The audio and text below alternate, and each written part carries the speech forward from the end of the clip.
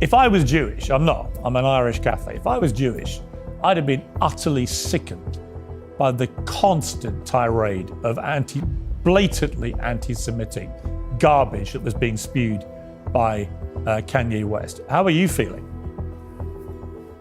First of all, you're an honorary Jew. First of all, you're an honorary Jew. First of all, you're an honorary Jew. If I was Jewish, I'm not, I'm an Irish Catholic. If I was Jewish, I'd have been utterly sickened by the constant tirade of blatantly anti-Semitic garbage that was being spewed by Kanye West. How are you feeling? First of all, you're an honorary Jew because you've really supported Israel through this war, and we're grateful, Piers. Tolerating the intolerable is the liberalism of fools. You can speak about being a free speech absolutist, but there must be three exceptions: incitement to violence, commission of violence, and admission of violence. What's missing from this discussion is not that Kanye said that Jews should be whipped, it's that Kanye said that he has beaten women, and he said that women should be slapped, and his wife is in an abusive relationship, and Bianca Censori's family, who live in Melbourne, Australia, have done nothing to rescue her. Are we talking about whether there should be pornography on X? There was pornography at the Grammys. Professional lip readers had him tell his wife, Bianca Censori, take your mink coat off, and she is totally glassy-eyed. There is no free agency. She is an abused wife. She's an abused woman. How is the media becoming complicit in the absolute degradation and humiliation of this woman who he claims to have dominion over? And he says he slaps her around, and he says that he has practiced violence against women. Where is law enforcement? Why hasn't he been arrested? Why hasn't there been an investigation? Where is the rest of Hollywood and the Grammys to condemn violence against women? The two most targeted victim groups in history are Jews and women, and notice that Kanye, the ultimate bully, goes after both. And let me say one final thing. I utterly reject any belief that Kanye is sick. He is not. He is wicked. There's a big difference. He knows when to turn it off. At the Grammys, he was completely normal. He wasn't there naked in any way. It was all about his wife. He didn't lose it. He said, you're going to get a lot of attention. Everything he does is willful. It is motivated by a desire for attention, building his businesses. He is not crazy. That is an excuse. He is wicked and he is evil. First of all, you're an honorary Jew because you've really supported Israel through this war, and we're grateful, Piers. Yeah, and Rabbi Shmuley, I would say that I'm a big fan of Elon Musk, and I'm a big fan of his free speech defense, which I think he's been very proactive in. But I think he's discovered it is very complicated sometimes, because there's no doubt to me that if any ordinary person had been spewing what Kanye was spewing, they'd have been suspended very quickly, as they would be on any social media platform. And what struck me as astonishing, I even directly posted to Elon saying, can you please do something about this? This guy is doing this with utter impunity and quite deliberately testing your limits of what free speech are. A hand gesture by billionaire Elon Musk during a speech at Donald Trump's inauguration is causing controversy, with some comparing it to a fascist salute. Let's take a look at a celebratory rally in Washington while thanking the crowd. There you see it, the world's richest man slapping his right hand to his chest and extending his arm outward in a gesture that resembled a Nazi salute. Musk then turned to the audience behind the podium and repeated the gesture, as we've just seen.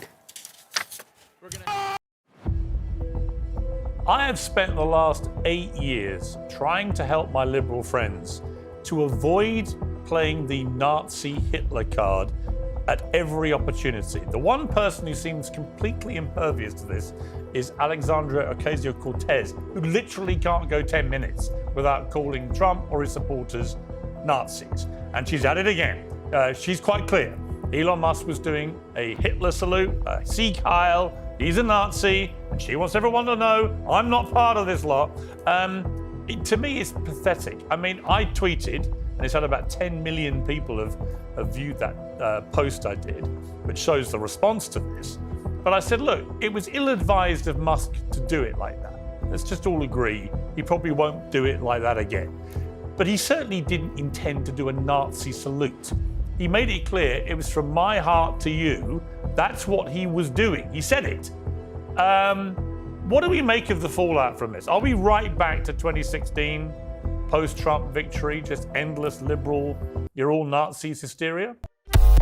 First of all, you're an honorary Jew because you've really supported Israel through this war, and we're grateful, Piers. And the truth is, there are limits. That's why the First Amendment has limits to it. And that's why you've got to have some limits. Otherwise, people do what Kanye West did, which, by the way, he was doing it to 32 million people, Rabbi Shmuley. So 32 million people were seeing a very high-profile rap star boasting about being a Nazi, boasting about loving Hitler, boasting about wanting to, or ordering people, instructing them to make Jews be their slaves and whip them, saying that Jews deserve to get slapped, trying to sell t-shirts with domestic crimes on them. All of this I thought was just completely outrageous, and not a matter of free speech, but a matter of somebody literally spewing violent and criminal rhetoric. I also like Elon Musk, and I'm very grateful to him for having gone to Israel right after the October 7th attacks, being escorted by the Prime Minister of Israel himself, Benjamin Netanyahu, to see the women that were raped, that were beheaded, families that were burnt alive. I was there 1 week after the attacks as well. There's the story of the rape, the mass rapes. Brianna had been following that story. The gray zone is done, which we're going to get to the gray zone here in a second because they're also under fire. But the gray zone had been, Max Blumenthal and Aaron Mate had been doing some really great reporting, really talking about the reality of what really happened, where there was some evidence, where there wasn't evidence. There was a lot of stories circulating around. New York Times circulated a story about mass rapes without having a single shred of evidence to back it up, which is not journalism. And they were pointing it out. The gray zone was pointing it out, and they were able to and then, of course, the New York Times backtracks later on, and there's this, well, okay, we didn't really actually have any evidence, but by then the damage is done, even if they come back with the retraction a month later or 2 months later. More than 60 journalism professors around the United States have written to the New York Times calling on the paper to commission an independent review of its report that members of Hamas committed widespread sexual violence on October 7th. Numerous media outlets have raised questions about the paper's reporting, which was written in part by a freelance Israeli journalist, or reported by her, who had liked multiple posts on social media advocating for violence against Palestinians.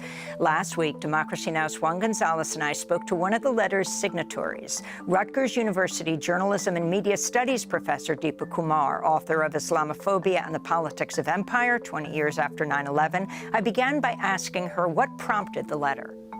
Basically, after this particular article screams without words how Hamas weaponized sexual violence on October 7th came out, there have been numerous reports that have debunked its primary claims. And several journalism professors started to talk about what it means for the New York Times to run a piece like this, even though its key claims have been debunked. And so a group of journalism professors got together and crafted this letter to the New York Times to, as you say, set up an investigative, an independent investigation of how the story was reported, written, and published. And at the center of the controversy really is how the two freelancers who were recruited, particularly Anat Schwartz, who's not a journalist at all, she's an Israeli filmmaker and an intelligence officer for a former Israeli officer for the Air Force. And she has no experience doing journalism. She's recruited to do this story. And what The Intercept, for instance, and Jeremy Scahill, you've had him on the show to talk about the story, what they have shown is how she went around trying to find evidence for the claim that there was systematic violence against women on October 7th and couldn't find any. Right now, there is no evidence of any rape taking place. That doesn't mean I'm going to just deny it. But the claims put forward in this New York Times article, the claims put forward in The Guardian, the claims put forward by NBC, those are what we've been debunking. They don't add up.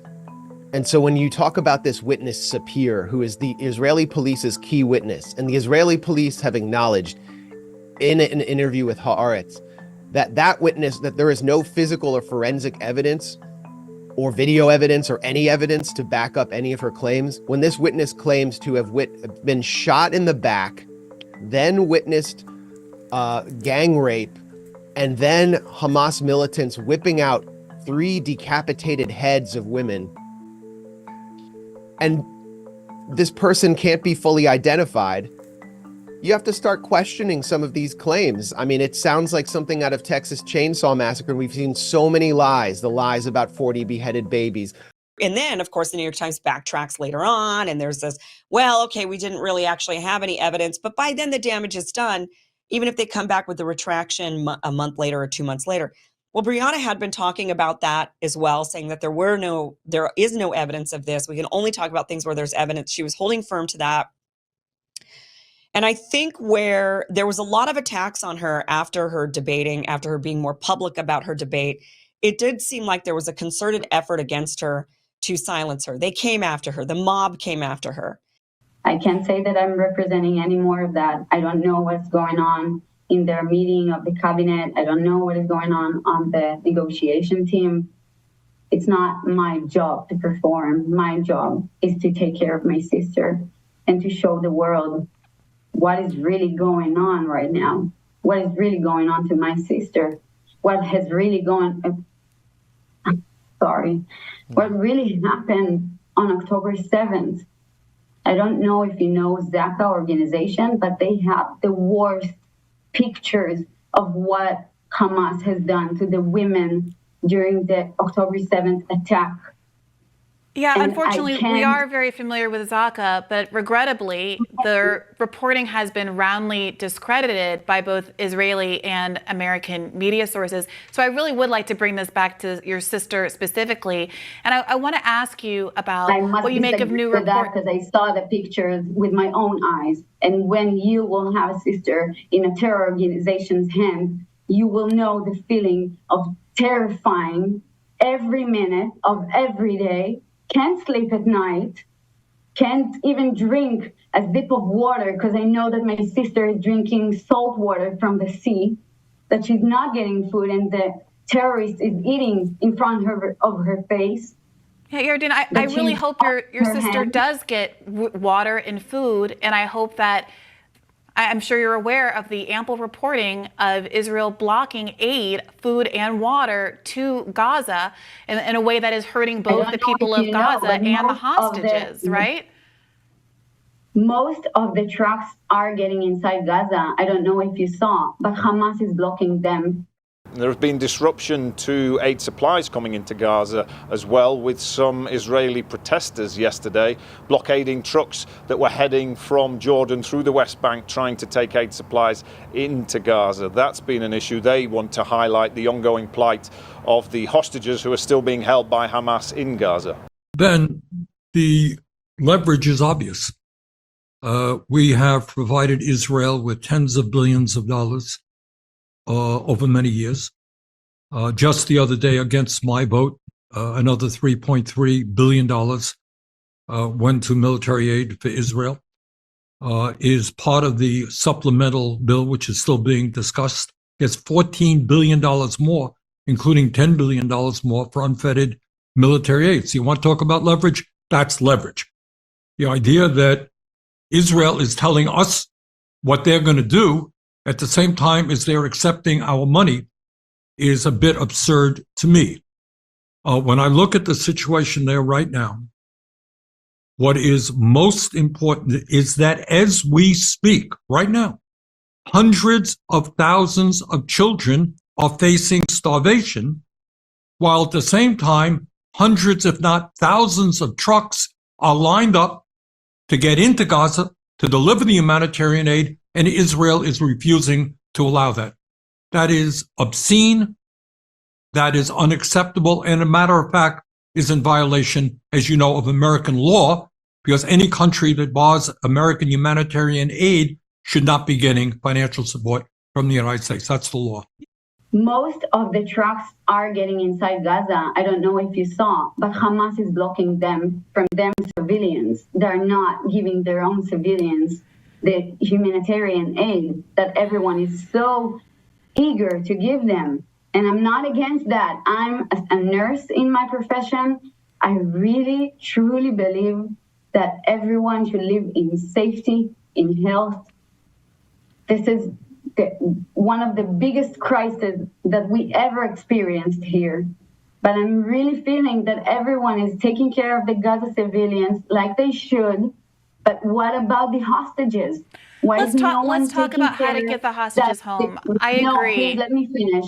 Why aren't the Red Cross is entering the hostages? Why aren't they giving them medications? My sister have a lot of chronic diseases. Why aren't she getting anything? And we know that they didn't got anything. Why aren't they getting what they deserve? The Times just reported this morning that Biden said, quote, "There's every reason for people to draw the conclusion that Israeli Prime Minister Benjamin Netanyahu is prolonging the war for his own political self-preservation." This is after Biden's speech at the end of last week was met with statements from Israeli government officials saying that there wasn't an agreement about this hostage deal on the part of Israel, and that there was a gap between what Biden represented and what they would agree to. And after months of Netanyahu and members of his administration saying that the goal was to eliminate Hamas and that he would not agree to a ceasefire and hostage exchange deal, until that happened. Now, this seems to be Joe Biden saying again that what is obstructing the ceasefire process that could allow your sister to come home and get the food and get the medicine and get the care that she needs and to live in safety is being obstructed by Benjamin Netanyahu. Do you feel like he's putting his own personal political goals ahead of prioritizing hostage release? I really see that you want to talk political things, and this is not my profession. I'm saying right now that we have an Israeli deal on the table, and we're waiting for Hamas to say yes. Unfortunately, that doesn't seem to be the case. I wish that it were, but unfortunately, that does not seem to be the case. Would you like to say anything else that we should know about your... That even Biden said himself. This is what the Egyptian government said. This is what the Qatari said just today. And this is what my government said. Hamas also said that they're waiting, they need to read the agreement and to decide whatever they want. I don't know, because what I'm getting is from the media, and I'm sure that you're getting it from the media itself yourself, because you're not in the negotiation team. So I'm here to talk about my sister. Please help me spread her story. Help me make people understand what she's going through as a woman in 2024. We are not 200 years ago. This is not okay that we have terror organization that's controlling the free world and people in the West letting it happen and stay on the streets, killing the hostages now, or Israelis must die. What did I do wrong? What did my sister did wrong? Nothing. Nothing. We did nothing wrong. Well, this was happening inside our own country. Yeah. And if the world won't help us, we will see 9/11 the second time in the US as well. But we can already see in the United States, in Michigan, rallies that's calling death to America, not condemning terror organizations in Israel or any other place. In fact, is reflecting to your country as well. I'm just going to push back against the implication that in Michigan, which has the largest Muslim and Arab population in America, that there is any threat of terrorism from our own people. And I would like to clarify also that one of the rationale that was presented for 9/11 was discussed with America's support of Israel's continued occupation of Palestine. So that's neither here nor there. I really do hope that Netanyahu agrees and Israel agrees to the ceasefire deal that could bring all the hostages, including your sister, home. And I'm sure many people watching are praying for her safety. Thank you. Me too. And I really hope that you specifically will believe women when they say that they got hurt. All right. Thanks for joining. Stick around. More Rising coming up next. I also like Elon Musk, and I'm very grateful to him for having gone to Israel right after the October 7th attacks, being escorted by the Prime Minister of Israel himself, Benjamin Netanyahu, to see the women that were raped, that were beheaded, families that were burnt alive. I was there 1 week after the attacks as well. The story of the decapitated babies. That was not true. Good. So why didn't the Western media refute it? Why didn't they? Well, it was refuted very quickly. Really? Yes. But very quickly. How many times the Western media has used that media? Until today, Mike Johnson, the Speaker of the House, is still repeating it. Until now, Benjamin Netanyahu. It's not true. I know, but it was. But it has been discounted by the media. No, not really. It has. Not really. And it didn't. And in the discounting and refuting, and I think when you have an apology or a retraction, it has to be. Yeah, but I was accused of saying it. I never said it. I was accused of saying it. I never said it. I was accused of saying it. I never said it.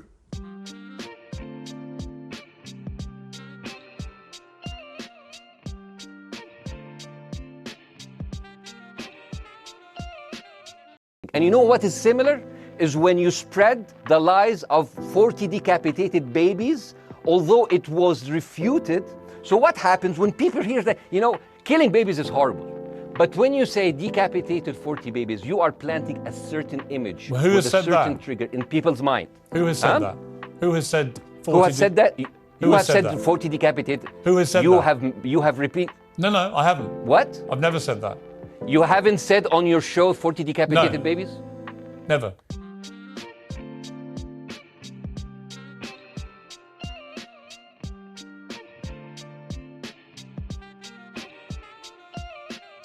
We can't ignore this extraordinarily sad, horrible story that's come out of Israel. What do you make of this?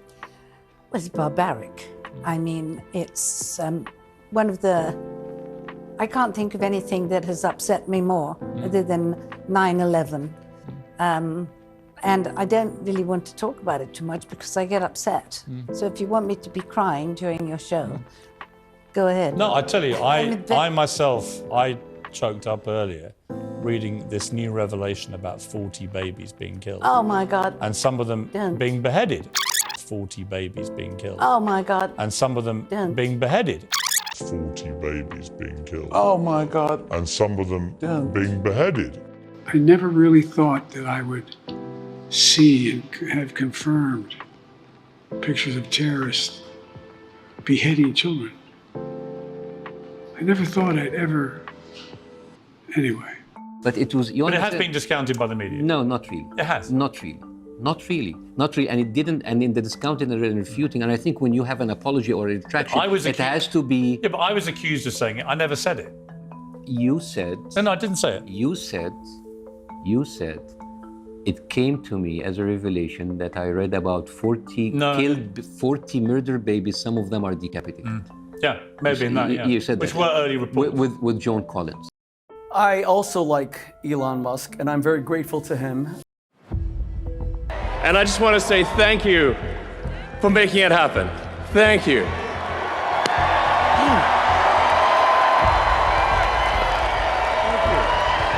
My heart goes out to you. Look, when you're out there praising Adolf Hitler, I don't think anybody has ever. You're jumping to the front of the line. Yeah. You're jumping to the front of the line. And especially with his level of fame.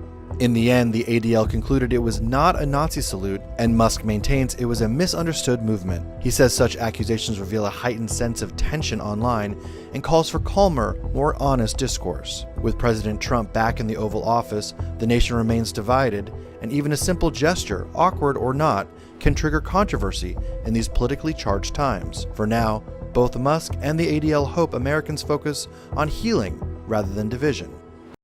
But I also agree with you that this is absolutely unacceptable. I saw your tweet, Pierce, and that's why I wanted to come on the show. You know, Zuby, and wait just a second. Zuby and Myron, you seem like very decent guys. Wait, Myron, you can respond to it when he's finished talking. Let me speak. I believe respectfully that this interview will live in shame for the two of you for the duration of your careers. Am I really hearing, first of all, from you, Myron, that he was joking when he said he beats up women? Ha ha, I beat my wife Bianca and that's funny? What is funny about beating up a woman? What is funny about threatening violence against a people who in the lifetime of my mother were gassed at a rate of 10,000 a day and turned into ash. This interview, respectfully, will be on your highlight career, living in infamy. It is not funny to murder 1.5 million children. It is not funny to rampage through the Jewish community surrounding Gaza, beheading Jews and non-Jews, including Thai workers with spades. I saw their beheaded bodies. For God's sake, there's real consequences to this hate. Here's what I would like to say to you, Rabbi, since you're quoting scripture, okay? The one that's relevant to me is woe unto them that call evil good and good evil, that put darkness for light and light for darkness. And if you'd like to dive into a little more scripture, I think what's relevant is Revelation 3:9. Behold, I will make them of the synagogue of Satan, which say they are Jews and are not, but do lie. And I'm speaking directly to you, Rabbi Shmuley. There used to be an alliance between the black and Jewish communities, knowing that we were hated for no reason other than the fact that we were different. I ask you, Zuby, you believe in free speech completely? If I'm David Duke and I'm saying, in 1964 in Birmingham, Alabama, we blew up churches, the Klan, and we burned 4 young black girls alive. Let's go do it again. Let's organize it. This coming Sunday, 3 o'clock, we're going to burn those black girls alive. And you're going to say, well, he has a right to say it. Give me a break. What you're going to say is that this man is a disgusting, filthy, excuse me, a disgusting, filthy racist. Now, wait, now just a second. Go for it. Kanye did not incite violence. He confessed to violence. He said, I beat up women. And Myron, who the heck are you to say that he didn't mean it? Do you have evidence? You mean he's lying and you're telling the truth?